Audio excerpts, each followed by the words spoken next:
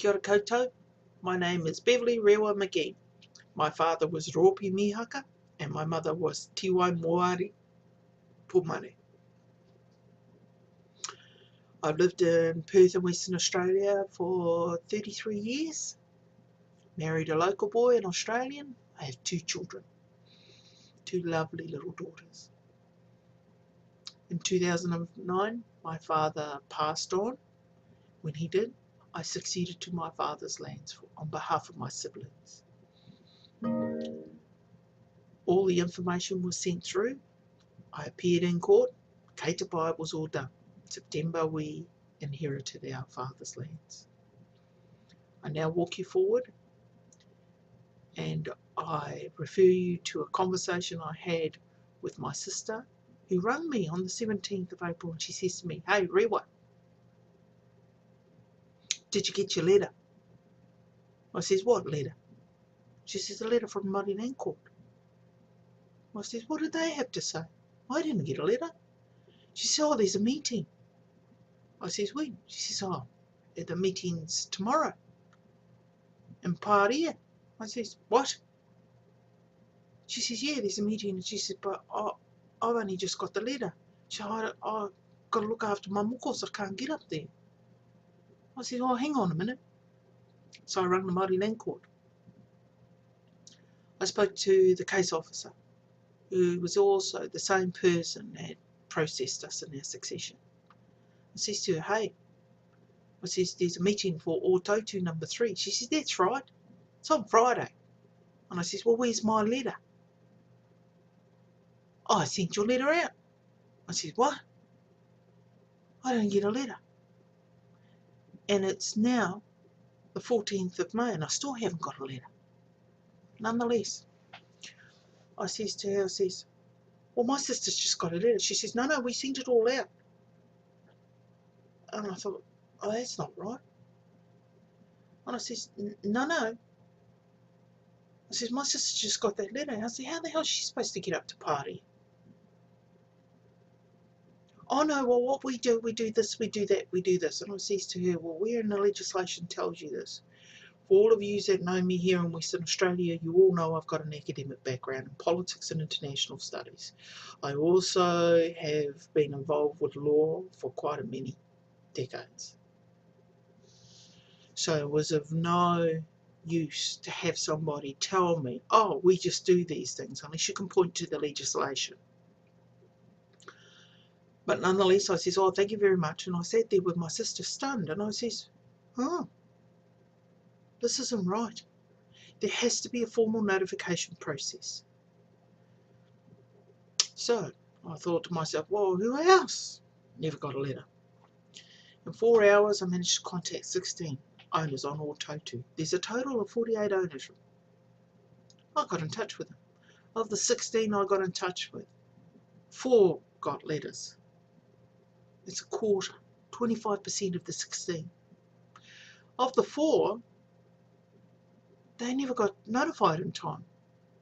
They says, "Well, look, I got to work, you see. If I'd known, then I would have organised whānau." I says, "Okay, to pai," to the cousin. The next day, we had a cousin go into the court and ask, respectfully, to have the matter adjourned. He turned up to court. It was only him and his brother. Oh, he was sitting there thinking, "Oh, this is a joke. This is a goddamn joke." What annoyed me was that we have an aunt. Now, she doesn't have a computer. She's a kuia. The only thing she's got a little pen and a paper. And a telephone. She's not very good on the old eyesight. The arthritis is getting to her. But then she says to me, "Rewa, I never got anything." And I says to her, "But auntie, you live in New Plymouth. Surely they could have got a letter to you." "Well, I got nothing." So I said to my sister, I says, "You hang on." I then went back into the files in New Zealand, to the legislation. I had a look.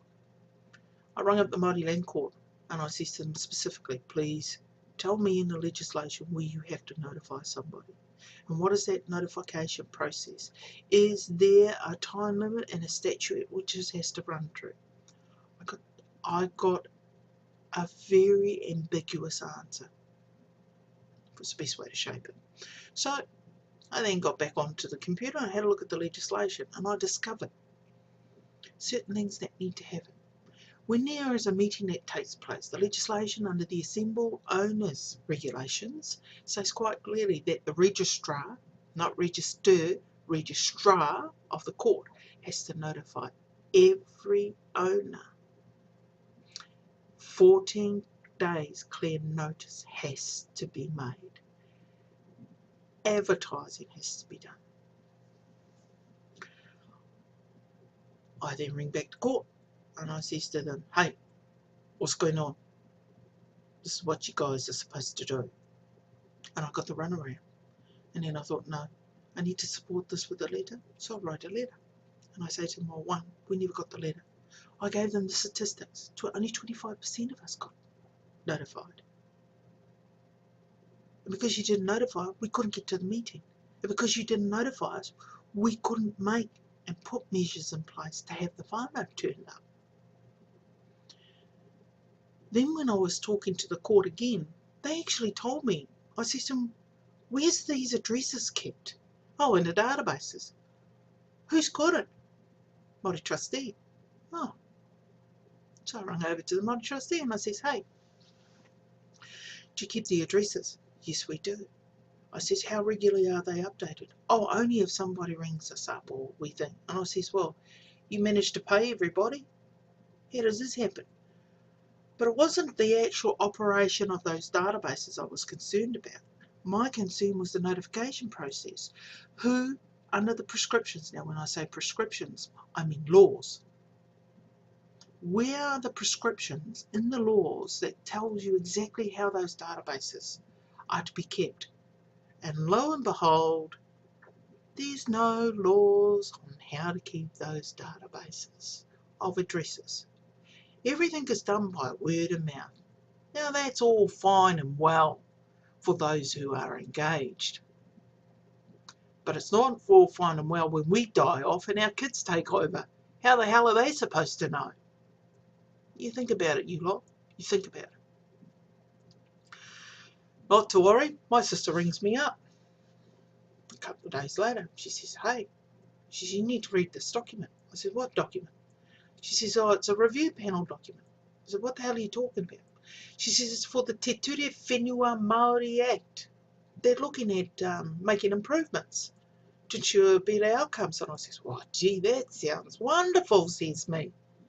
I look at the document and the first thing I see in Proposition 1 was the definition of an engaged owner. That being a person who attends meetings and votes. I looked at it, it was stunned, and I thought, well, how the hell can you do that if you're not notified? And how the hell can you be engaged if there's no prescriptions on how those databases of addresses are to be held? And who is accountable for it? Where are those prescriptions, those laws? Absolutely no one. But they're writing up a little document to say, oh, if you're engaged, you are a person who attends meetings and proxies. And pens and proxies and basically attend to the land. Well, how can you if you were never notified? Now, it's bad enough living overseas because it has huge ramifications for us living overseas. One is because you're notifying people in your local paper, and what are we supposed to do overseas? Read every goddamn newspaper in New Zealand? A cynical person would actually say, oh boy, you might as well just go and sign up to the newspapers. But there's even a bigger ramification. What about those at home that aren't notified? Are those databases being kept properly in a good way that they do for the IRD?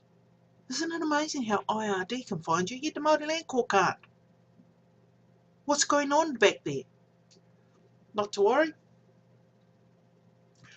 That was proposition 1. You have to be engaged. Then I look at the next one, and it says, oh, if you aren't engaged, what we'll do is we'll get the whenua, the hapus and the ropus around that whenua to take over and manage it. We'll still give you the money, take our cut. But then when I had a look at it, at heart of it, it was a prescription for institutions to take it over. Institutions like, Maori trustee, he's an external administrator, PKW or Paranihihi ki Waitotara, Atiho, all those incorporations, to take our lands again, the same way they took it when the public trustee was first put in place. Now, those of you who know your history, you'll also know who the public trustee, he was the first administrator of the lands when they took our lands after confiscation. And there was a specific prescription written. When he died off, they renamed him to the native trustee. Then he became the Maori trustee, and then they decided they'd go for incorporations.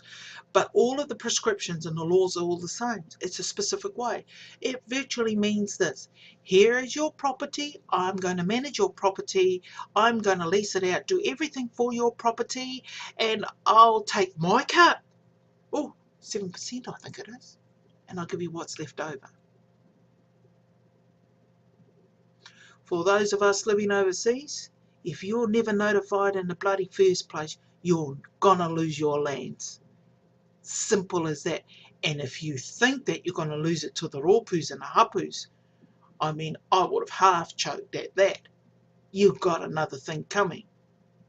Because the way those propositions are being framed and modelled, they're modelled after institutions who took us by colonial rule in the first place. So we're seeing a return. Now, I don't know how this is going to be received, but I know I certainly received it, and I thought, oh my God, no, no, no. Hence, I released the website called www.maoricare.com.au.